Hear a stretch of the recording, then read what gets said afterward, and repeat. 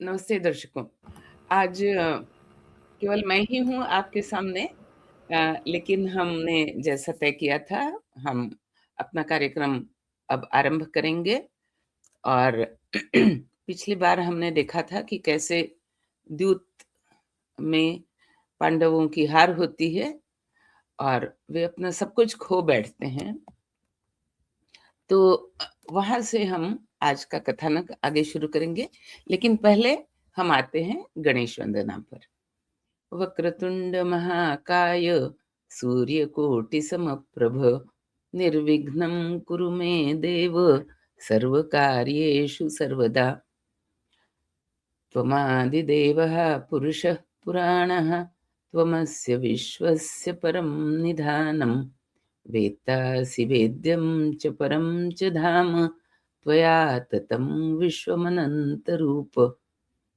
तो श्री कृष्ण को और गणेश जी को वंदना करके हम आगे चलते हैं। तो मित्रों, जैसा कि हम पिछले कथानक में सुन चुके हैं कि जब पांडव जुए में खेल रहे थे और एक के बाद एक युधिष्ठिर हार रहा था, मतलब ये कहना गलत होगा कि पांडव खेल रहे थे। पांडव तो केवल, बाकी चार तो बिल्कुल मूक दर्शक बने हुए थे। खेल रहा था केवल युधिष्ठिर, और वह भी इसलिए खेल रहा था कि उसे शकुनी ने खेलने के लिए बाध्य किया, या यूं कहे कि धृतराष्ट्र ने उसे एक प्रकार से खेलने की आज्ञा दी थी। तो और चूंकि वो धृतराष्ट्र की आज्ञा का पालन कर रहा था, हालांकि वह समझ रहा था कि खेल में वह शकुनी से नहीं जीत सकता है, और उसने ये बात शकुनी से भी कही, और सभा में आने से पहले उसने ये बात अपने भाइयों से भी कही कि जुआ जो है वो छल कपट का खेल है, तो मैं तो इसे खेल ही नहीं सकता। लेकिन फिर भी एक ऐसा जान पड़ता है कि उस जमाने में क्षत्रियों के लिए जैसे युद्ध का कोई अगर आपको आह्वान करे तो आप ना नहीं कर सकते, मना नहीं कर सकते। मना करने का अर्थ होता है पराजय की स्वीकार। तो उसी तरह से ऐसा जान पड़ता है कि जुए के विषय में भी यही धारणा उस समय उस क्षत्रिय समाज में थी। ये मैं इसलिए कह रही हूँ कि इसी महाभारत में हमें नल दमयंती की कथा भी आती है, जबकि नल का जो राज है वो उसका भाई पुष्कर, जो कि जुए में बहुत अधिक प्रवीण है, वो नल से जीत लेता है। इसी महाभारत में हम एक दूसरा भी प्रसंग देखते हैं कि जब बलराम और रुक्मी आपस में जुआ खेलते हैं, और चूंकि बलराम छल कपट से जुआ नहीं खेल सकते और रुक्मी खेल सकता है, तो रुक्मी जीतने लगता है, और फिर क्रोधित होकर बलराम उसका वध करते हैं। तो इस तरह से ये देखा जा सकता है कि उस समय जुए की परंपरा काफी अधिक थी। लेकिन ये भी सबको पता है कि जुए का खेल जो है वो छल कपट का खेल है, वो सत्य का खेल नहीं है। इसके होते हुए भी जब पांडव हारे और द्रौपदी को दांव पर लगाया, द्रौपदी को राजसभा में लाया गया, उसका वस्त्र खींचने की बात का प्रयास हुआ, और हालांकि बाकी सारे राजा इसे अनुचित बता रहे थे, लेकिन कर्ण और शकुनी और दुर्योधन, ये तीनों उसे उचित बता रहे थे, और दुशासन उसके वस्त्रों को हरण करने का प्रयास करने लगा। तो महाभारत में वर्णन है कि कृष्ण ने उसे वस्त्र अदृश्य रूप में उसके वस्त्रों में आकर के उसके वस्त्रों को इतना बढ़ाया कि दुशासन चीरहरण नहीं कर सका।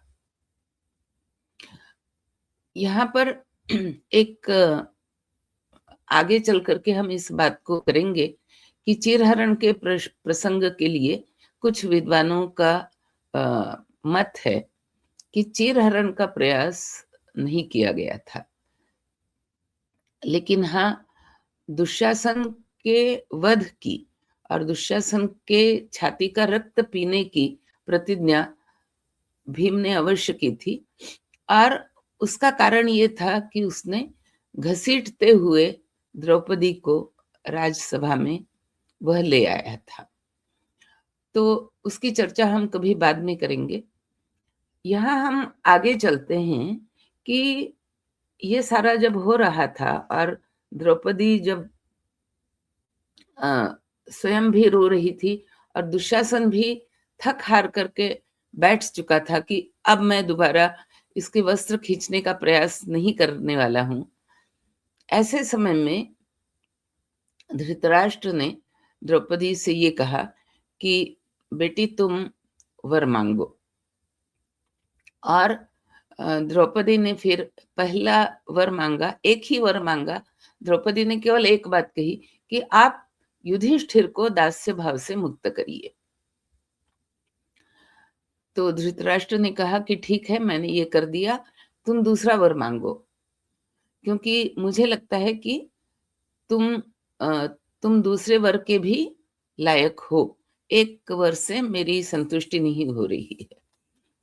तो द्रौपदी कहती है कि तो फिर पांचों पांडवों को, अब यहाँ ये बहुत देखने की बात है, वो ये नहीं कहती कि पांचों पांडवों को उनके राज्य समेत और उनके लूटे हुए धन वैभव समेत आप उनको मुक्त करिए। वो ये केवल ये कहती है कि पांचों पांडवों को आप दास्य भाव से मुक्त करके उन्हें उनके शस्त्र लौटाइए।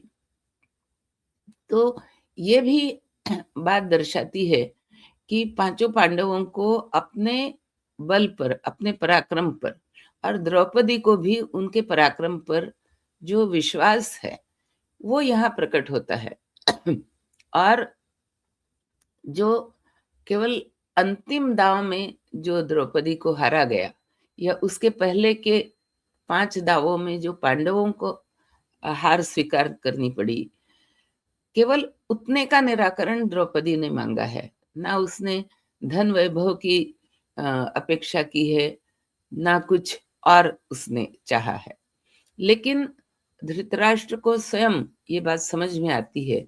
वो दोनों भीम की प्रतिज्ञाएं सुन चुका है, एक तो दुशासन के प्रति और दूसरी दुर्योधन के प्रति। जब उसने कहा कि दुर्योधन, तुम द्रौपदी को अपनी जांघ का वस्त्र हटा करके अपनी जंघा नंगी करके दिखा रहे हो, ये एक अत्यंत, किसी नारी के प्रति एक अत्यंत अपमान दर्शक ये मुद्रा होती है। तो ये तुम कर रहे हो, तो इस जंघा को ही मैं अपनी गदा से तोड़ करके तुम्हारी हत्या, तुम्हारा वध करूंगा। तो धृतराष्ट्र को ये भय है कि अगर पांडव क्रोध में आए तो फिर इन सारी बातों से हमारा छुटकारा नहीं है। तो धृतराष्ट्र कहीं ना कहीं उसके मन में ये भी है कि हाँ, छल कपट तो जरूर हुआ है, क्योंकि उसने पहले भी दुर्योधन को मना किया था कि तुम ऐसा मत करना। तो इस बार भी धृतराष्ट्र क्या करते हैं कि वो द्रौपदी को कहते हैं कि तुमने केवल 2 ही वर मांगे, तो तुमने अपने धर्म के अनुरूप बात करी, और तीसरे वर को मैं देने के लिए प्रस्तुत हूं, लेकिन तुम मना कर रही हो। तुम कह रही हो कि तुम्हें कुछ नहीं मांगना, कोई बात नहीं, मैं तुम्हें देने के लिए तत्पर हूं। तो मैं तुम लोगों का सारा जीता हुआ धन, जो भी अगले पिछले सारे दांव खेल करके जो युधिष्ठिर हारा है, वो मैं सारा वापस लौटाता हूं। और युधिष्ठिर से वो कहता है कि तुम कौरवों के प्रति मन में कोई कटुता मत रखना। मैंने ये तुम्हें आमंत्रण दिया था केवल एक क्रीड़ा भाव से, है ना, क्रीड़ा भाव से। तो मतलब एक तरह से हम कह सकते हैं कि धृतराष्ट्र भी बातचीत में बहुत चतुर था। तो वो कहता है कि क्रीड़ा भाव से मैंने तुम्हें बुलाया था, तो इसमें मैं कोई कटुता नहीं देखना चाहता, तो मैं तुम्हें ये सारा धन वगैरह वापस कर रहा हूँ। तो फिर ये सब सुनते ही पांडव अपने रथ पर बैठे और वापस निकल पड़े इंद्रप्रस्थ के लिए। लेकिन तब फिर एक बार दुर्योधन ने धृतराष्ट्र के पास जाकर के बहुत, एक तो मतलब बहुत लंबा संवाद धृतराष्ट्र का महाभारत में वर्णित है, धृतराष्ट्र और दुर्योधन का। इसमें दुर्योधन अर्जुन की बहुत अधिक बड़ाई करता है, और बड़ाई मतलब इस सेंस में कि वो अर्जुन के पराक्रमों का वर्णन करता चलता है और कहता है कि ऐसे पराक्रमी अर्जुन को जब तक वह है तब तक पांडव अवश्य ही बदले का प्रयास करेंगे।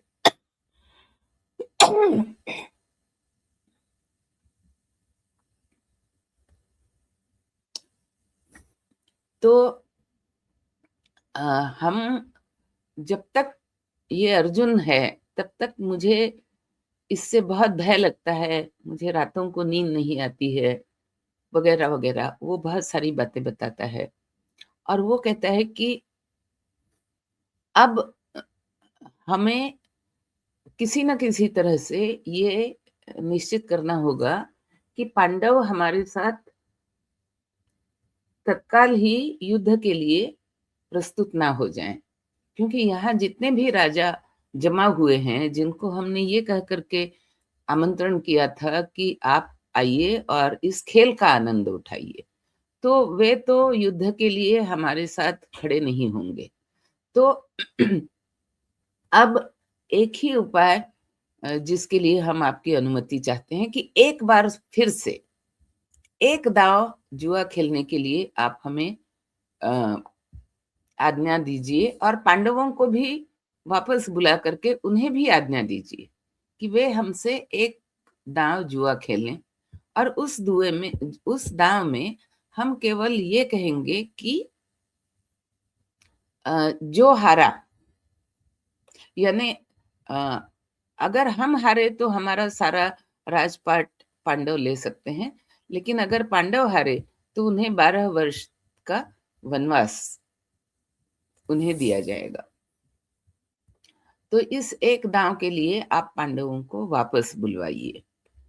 तो इस पर दोबारा भीष्म हो, द्रोण हो, विदुर हो, सारे वापस धृतराष्ट्र को समझाते हैं कि तुम ऐसा मत करो, ये दोबारा दांव खेलने के लिए तुम पांडवों को मत बुलाओ। लेकिन और गांधारी गांधारी बहुत कई तरह से वह धृतराष्ट्र को समझाती है कि पांडवों को अगर आपने दोबारा यहाँ बुला लिया जुआ खेलने के लिए तो बहुत ही अनर्थ होगा, और अंततः वो ये कहती है कि मुझे लगता है कि कुल का विनाश इससे अवश्य होगा। लेकिन धृतराष्ट्र कहता है कि अब चाहे कुल का विनाश ही क्यों ना हो, लेकिन मुझे लगता है कि दुर्योधन को रोक पाना मेरे लिए संभव नहीं है।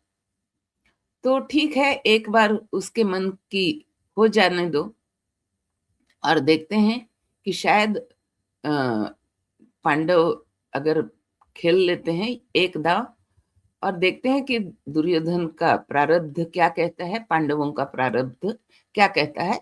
लेकिन संभवतः युद्ध इससे टल जाए, क्योंकि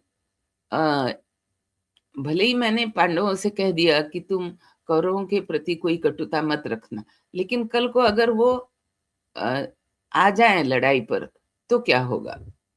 तो ये सारा सोच करके धृतराष्ट्र वापस अपने दूत को भेजता है। इस बार वो विदुर को नहीं भेज सकता, क्योंकि उसे पता है कि विदुर बहुत ही क्रोधित है और मना कर देंगे। लेकिन प्रतिकामी दोबारा जाता है, और पांडवों का रथ हालांकि बहुत आगे जा चुका है, लेकिन प्रतिगामी बहुत शीघ्र घोड़े पर बैठ करके पहुंचता है। और अच्छा, इस पूरे पूरे घटनाक्रम में हम देखते हैं कि प्रतिगामी हमेशा बड़ी ही नम्रता से, वो सेवक है तो वो बड़े ही नम्रता से पेश आता है, द्रौपदी के सामने भी और युधिष्ठिर के सामने भी। मतलब वो अपनी मर्यादा का उल्लंघन नहीं करता है, जैसा कि दुशासन ने किया। तो प्रतिगामी कहता है युधिष्ठिर से कि आपको वापस बुलाया गया है, और ये धृतराष्ट्र ने कहा है कि ये मेरी आज्ञा है, तो आप इसका पालन करो। और आज्ञा क्या है? तो आप दोबारा सभा मंडप में आओ, दोबारा एक दांव आपको जुए का खेलना है।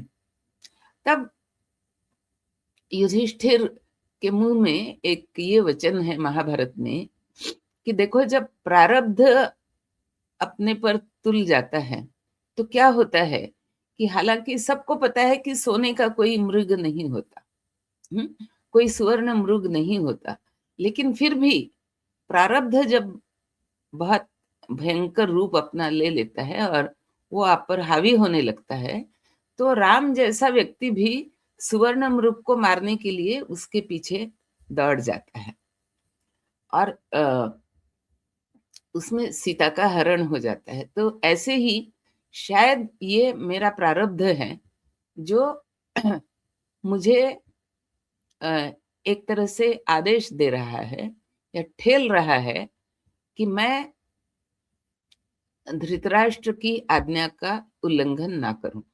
और मुझे केवल एक बात, बार बार एक ही बात मेरे सामने है कि ये धृतराष्ट्र की आज्ञा है।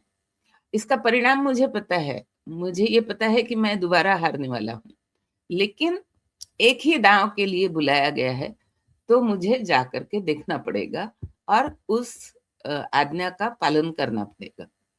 तो इतना कह करके सारे पांडव वापस आते हैं।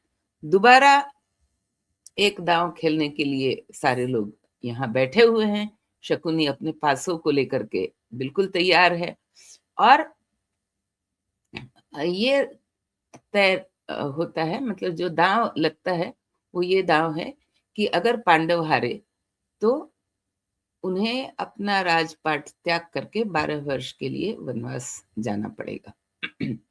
और उसके साथ ये भी जोड़ दिया जाता है कि और एक 13वां वर्ष उन्हें अज्ञातवास में बिताना पड़ेगा, जहां पर वो गुप्त रूप से उन्हें रहना पड़ेगा। और अगर उस एक वर्ष में अगर कौरवों ने उनका पता ढूंढ लिया, उन्हें पहचान लिया और पहचान करके उन्हें प्रकट कर दिया, तो पांडवों को दोबारा 12 वर्ष का वनवास झेलना पड़ेगा। तो अपनी तरफ से धृतराष्ट्र और दुर्योधन ये दोनों 25 वर्ष की तैयारी करके बैठे हैं, और ये बिल्कुल मान करके वो चल रहे हैं कि अब अगर ये दाव शकुनी ने जीत लिया तो 25 वर्ष तक तो हम बिल्कुल सुरक्षित हैं। और होता भी यही है कि ये दाव बताया जाता है युधिष्ठिर को, और युधिष्ठिर जानते हुए भी कि दाव तो मैं हारने वाला हूं, लेकिन फिर भी वो खेल जाता है। पांडव मना करते हैं, यहाँ तक कि विदुर, भीष्म, द्रोण के साथ साथ गांधारी भी उसे मना करती, लेकिन फिर भी वो दांव खेल लेता है और हार जाता है। तो मतलब हारना तो था ही, सबको पता है कि ये हारने वाला है। और इस प्रकार अब पांडवों को जो एक बार धृतराष्ट्र के धृतराष्ट्र के बीच में पड़ जाने के कारण उनका जो हारा हुआ सब कुछ उन्हें वापस मिल गया था, वो फिर एक बार हार करके, और अब उन्हें ये एक तरह से सजा है उनके लिए दांव में हारने की, कि वो 12 वर्ष तक वनवास में रहेंगे और 13वें वर्ष में उन्हें अज्ञातवास में रह करके अपने आप को छिपा करके उन्हें रहना पड़ेगा। तो मित्रों, यहाँ पर थोड़ा सा मैं समय लेना चाहती हूँ, 5 मिनट, कि जब इस तरह से हारने के बाद पांडवों से कहा जाता है कि अब तुम हार चुके हो, तो तुम सन्यासियों की तरह, वनवासियों की तरह तुम वनवास के लायक जो वस्त्र होते हैं, यानी मृग चर्म वगैरह पहन करके तुम रेडी हो जाओ और तुम निकलो वनवास के लिए। तो जब इस तरह से पांडव निकलने लगते हैं, तो उनके साथ जो हस्तिनापुर के जो पुर के वासी हैं, नगरवासी जो हैं, वे सारे पांडवों के साथ अ, उनका सम्मान करते हुए वो उनके साथ चलने लगते हैं और वे कहते हैं कि ये जो राज्य है धृतराष्ट्र का, और जो कि एक प्रकार से दुर्योधन ही चला रहा है, ये राज्य अब हमारे रहने लायक नहीं है, तो हम भी आपके साथ वन को चलेंगे। इस तरह से एक बहुत बड़ा समुदाय पांडवों के साथ वन में जाने के लिए तत्पर हो जाता है।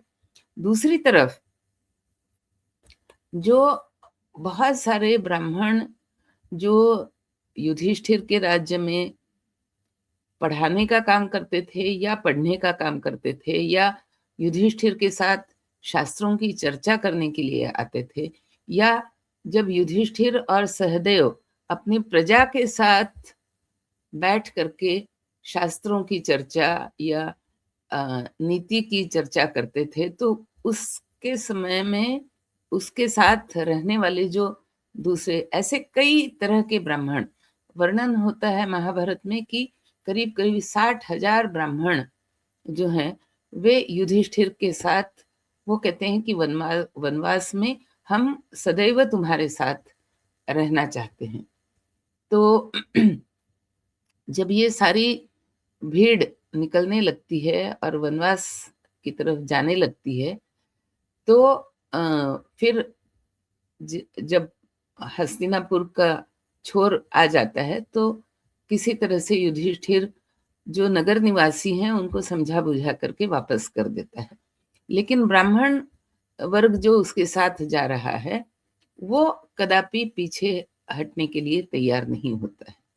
तो युधिष्ठिर जो अब उनके लिए पांडवों ने अपने लिए एक पुरोहित ढूंढ लिए थे, क्योंकि आपको याद होगा कि अर्जुन को ये जो गंधर्व के साथ जो उसकी लड़ाई हुई, और अंगारपर्ण नाम के गंधर्व के साथ, तो उस गंधर्व ने ये सुझाव दिया था अर्जुन को और पांडवों को कि तुम्हारे साथ कोई ना कोई पुरोहित अवश्य रहने चाहिए। तो पांडवों ने धौम्य ऋषि को अपना पुरोहित स्वीकार किया था, जो कि बहुत ही ज्ञानी थे। तो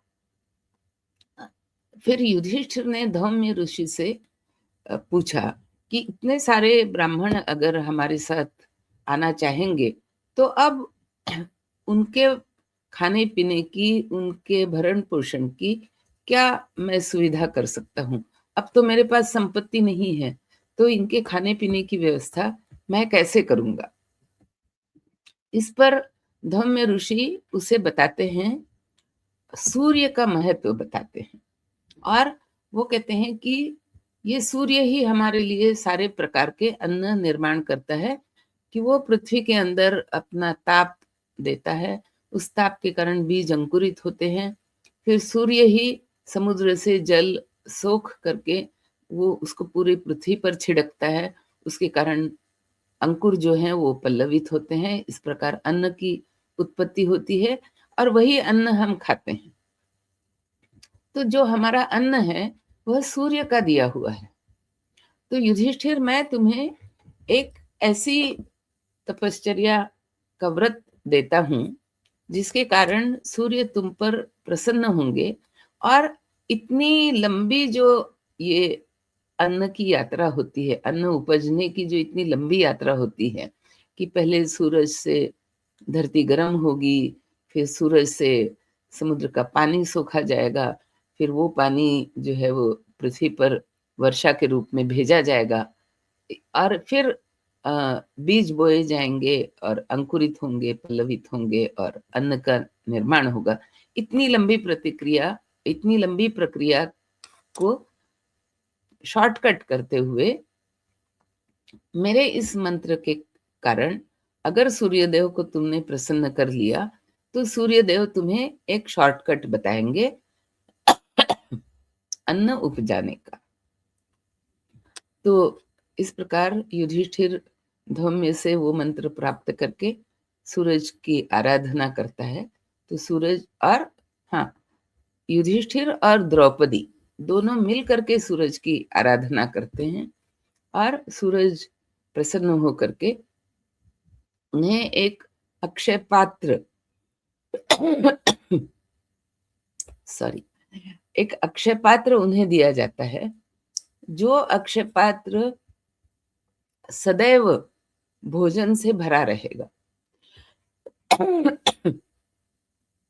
उसका भोजन, और वो हर दिन सुबह वो भोजन से भर जाएगा और पूरे दिन भर में उसका भोजन तभी समाप्त होगा जब सभी अतिथियों को खिला करके और पांडवों को भी खिला करके और द्रौपदी स्वयं भी खा करके जब उस बर्तन को पानी से धो करके सूखने के लिए रख देगी, तो उसके बाद उसमें दोबारा अन्न प्रकट नहीं होगा। फिर अगले दिन सुबह वहां वो बर्तन जो है, वो जो थाल है, वो फिर से अन्न से भर जाएगा। इस प्रकार का एक अक्षय पात्र युधिष्ठिर को दिया जाता है। तो ये घटना मैं क्यों बता रही हूं, इसलिए कि इतनी घोर विपत्तियां झेलते हुए भी और इतना घोर अपमान झेलते हुए भी जो एक युधिष्ठिर के मन में ये भाव है कि धृतराष्ट्र चूंकि वृद्ध हैं, मेरे पिता के बड़े भाई हैं और पिता ने कहा हुआ है कि उनकी आज्ञा का कभी उल्लंघन मत करना, तो इस एक धर्म को निभाने के लिए युधिष्ठिर जो है वो इस सारे अन्याय को सहन कर लेता है और ये जानते हुए भी कि मैं हारने वाला हूं, वो द्यूत खेल के लिए वो बैठ जाता है। और फिर हारने के बाद भी और इतने अधिक पराक्रमी होते हुए भी, चूंकि हमने जुए में अपना दांव हारा है, और दांव क्या है तो 12 वर्ष का वनवास और 1 वर्ष का अज्ञातवास। तो अगर हम इसको स्वीकार नहीं करेंगे तो हम अपने सत्यव्रत से च्युत हो जाएंगे, ढल जाएंगे, सत्यव्रत हमारा टूट जाएगा। इस एक भावना के कारण सारे पांडव पराक्रमी होते हुए भी सारे पांडव वनवास को स्वीकार करते हैं। तो एक ये चरित्र की दृढ़ता दिखाता है ये पूरा प्रसंग कि, और इतना सारा होने के बाद भी वो अपनी बुद्धि को खोते नहीं हैं। उनकी बुद्धि फिर भी इतनी सजग है कि वो सूर्य की उपासना कर सकें और सूर्य से इस प्रकार का वरदान प्राप्त कर सके अक्षय रूप का। तो ये जो बुद्धि की स्थिरता है, बुद्धि को भटकने ना देना, या भीम को अवश्य बीच बीच में क्रोध आ जाता है और वह प्रतिज्ञा भी ले रहा है, ये भी हमने देखा। लेकिन ये भी हमने देखा कि सदैव ही अर्जुन के संभाले जाने पर, समझाए जाने पर और युधिष्ठिर के आज्ञा होने के बाद भीम ने भी हमेशा अपने क्रोध को अपने वश में कर लिया है, क्रोध को रोक लिया है। तो ये एक उनके चरित्र का एक बखान हमें बताता है। तो इस प्रकार से अब पांडव वन को जाते हैं, पांडवों का वनवास इस प्रकार से आरंभ होता है। और ये जो 12 वर्ष पांडवों के बीते, तो एक तरह से हम कह सकते हैं कि दुर्योधन को समय मिल गया कि इन 12 वर्षों में वो उन सारे राजाओं को अपने पक्ष में कर ले जिन्हें युधिष्ठिर ने अपने पक्ष में किया था, और इस प्रकार अपने आप को वो इतना मजबूत कर ले कि वो पांडवों को युद्ध में हरा सके। लेकिन पांडवों के पास भी ये 12 वर्ष का जो समय है, वो एक प्रकार से पांडवों को तपाने का समय है, और उस तप के कारण भी पांडवों का बल बढ़ता है, पांडवों की सहन शक्ति बढ़ती है। पांडवों का कई तरह से इन 12 वर्षों का जो कथानक है, और पांडवों का ना केवल बल बढ़ता है, उनकी विद्या भी बढ़ती है। वे पूरी अपनी जीवनी जो है, 12 वर्ष का जो कार्यकाल है, वो किस तरह से बिताते हैं, उनमें उन्हें क्या-क्या कथाएँ सुनाई जाती हैं, कैसे अलग-अलग, जैसे युधिष्ठिर की सभा में अलग-अलग ऋषि मुनि आकर के उसके साथ बैठ करके शास्त्र विषयों पर चर्चा करते थे, वैसे ही वन में भी वो आते हैं और पांडवों के साथ शास्त्र की चर्चा करते हैं। और अब तो पांडवों को ये भी चिंता करने की आवश्यकता नहीं है कि इतने लोग अगर आ गए तो उनके खान-पान का क्या व्यवस्था होगी, क्योंकि अक्षय पात्र उनके साथ है। तो यहाँ हम आज कथा को रोकते हैं। आज सिद्धेश जी भी हमारे साथ नहीं है, तो शंखनाद भी नहीं होगा, लेकिन हम एक बार फिर से कृष्ण को और अ, गणेश जी को प्रणाम करते हुए, और आप सबों को बहुत-बहुत धन्यवाद। जय हिंद, राम-राम।